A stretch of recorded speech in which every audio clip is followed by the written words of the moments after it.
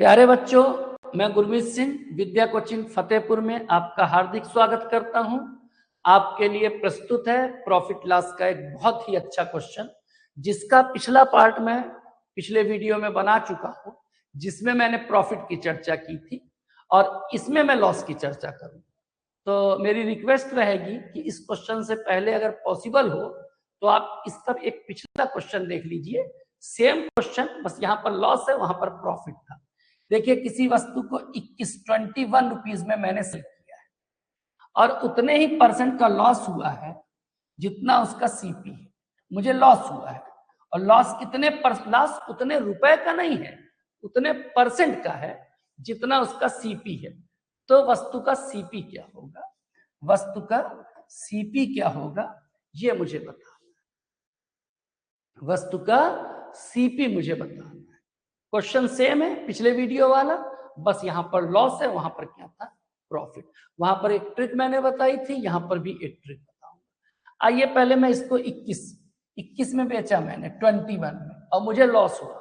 इसका मतलब ये चीज 21 से ज्यादा की खरीद है, तो मैं ऑप्शन से गेस करूंगा और इसका कॉन्सेप्ट मैं पिछले वीडियो में काफी हद तक बता भी चुका। जैसे मैं ऑप्शन लेता हूं 30। चलिए, मेरा सीपी 30, सीपी कितना 30। ध्यान दे रहे हैं बच्चों, मैंने सीपी कितना ले लिया 30 रुपए। अब मुझे लॉस होना है कितने का, तो 30 का 30%, यानी 9 रुपए का। 30 का 30%, 30 ऑफ 30%, तो 30% ऑफ 30, ये लॉस होगा 9 रुपए का। इसका मतलब एसपी क्या रहेगा, तो 30 की खरीद, 9 का लॉस, 21 रुपए, 21 रुपीज आएगा एसपी।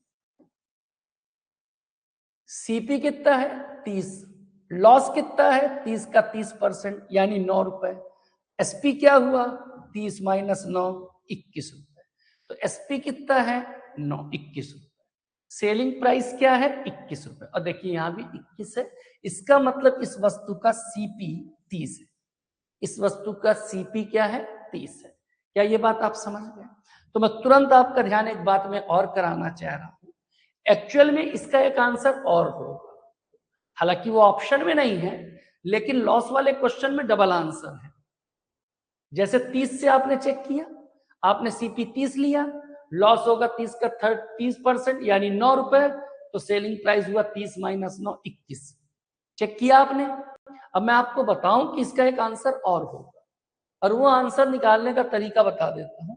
100 पूरा कर दीजिए, जैसे ये 30 है, तो आप एक विचार करिए कि 30 इसका आंसर है ही है।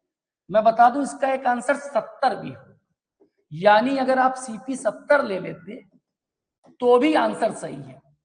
70 का 70%, 70% ऑफ 70 49 होता है, 49। आप 70 का 70% निकालेंगे ना, जैसे आपने सीपी सपोज किया 70, अब आप लॉस चेक करिए। 70 का 70% 49 रुपए, 70 का 70% 49 रुपए का लॉस आ रहा है। रिपीट कर रहा हूं, 70 का 70% 49 रुपए का लॉस आ रहा है। तो अगर इसमें 49 का लॉस हटा दिया जाए तो वस्तु कितने की बिकेगी, 21 की बिकेगी। तो प्रॉफिट वाले क्वेश्चन में तो एक आंसर था, लॉस वाले क्वेश्चन में 2 आंसर है। और इसमें 2 आंसर ऐसे होंगे जो नॉर्मली 100, सम को 100 कर देंगे।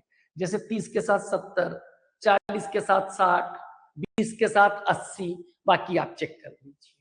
ठीक है, अब मैं आपको इसकी ट्रिक भी बता देता हूं, इसके लगाने की ट्रिक बता देता हूं। वैसे तो मैं ओरली गेस कर लूंगा, मैं ये कह रहा हूं जितना एसपी दिया हो वो लिख लीजिए। अब एसपी के आप 2 टुकड़े करेंगे या 2 फैक्टर करेंगे, और ऐसे फैक्टर करेंगे जिनका सम 10 हो, जोड़ 10 हो, इनका सम कितना हो 10। ठीक है, जोड़ कितना हो 10। जैसे इसका एसपी का मैं करूंगा 7 इंटू 3, 7 इंटू 3, 7 त्रिक 21 और 7 और 3 का जोड़ हो गया 10। अब ये दोनों ही मेरे क्वेश्चन के आंसर हैं, बस इनमें 0 ऐड कर लीजिए, यानी सीपी क्या होगा 70, 0 बढ़ा लीजिए इसमें, और अथवा 30। तो इस सवाल का आंसर है 30 और 70 दोनों। अब डिपेंड करता है ऑप्शन में कौन सा दिया है या किस लेवल पर आपके ऑप्शन हैं, उसके अकॉर्डिंग आप इसको टिक कर दीजिए। ठीक है, तो बहुत आसान ट्रिक है, इसके 2 फैक्टर करने हैं जिनका सम 10 है। और आपको याद होगा यही क्वेश्चन जब लॉस में था, सॉरी प्रॉफिट में था, तो मैंने कहा था इसके 2 फैक्टर करिएगा जिनका डिफरेंस 10, प्रॉफिट वाले में डिफरेंस 10, अंतर 10 हो, और लॉस वाले में सम को 10 होना चाहिए।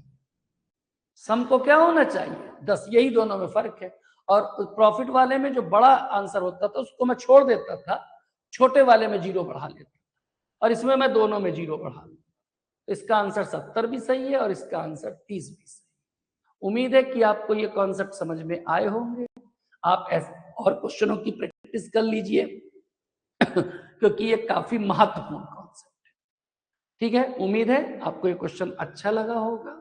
बहुत बहुत धन्यवाद।